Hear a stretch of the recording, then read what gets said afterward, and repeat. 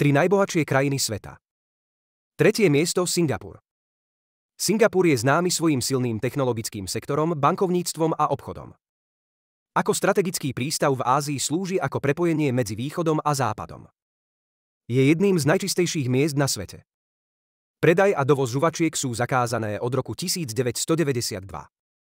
Opatrenie zaviedli potom, čo vandali prilepovali žuvačky na senzory dverí v metrách. Druhé miesto Luxembursko. Tento malý európsky štát prosperuje hlavne z finančných služieb, bankovníctva a investícií.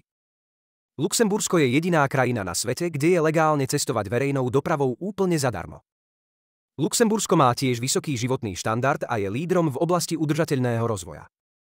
A jednotkou je Katar. Katar je nesmierne bohatý vďaka svojim obrovským zásobám ropy a zemného plynu. Ekonomika krajiny je postavená na exporte týchto zdrojov, čo prináša miliardy do štátnej pokladnice. Katar je tiež významným hráčom v oblasti športu a kultúry. Katar je jediná krajina na svete, kde každý deň v roku vychádza slnko. Hoci to znie čudne, má to jednoduché vysvetlenie. Kvôli jeho polohe a extrémne nízkej vlhkosti sa obloha takmer nikdy nezamračí. Čo znamená, že slnko svieti takmer neustále.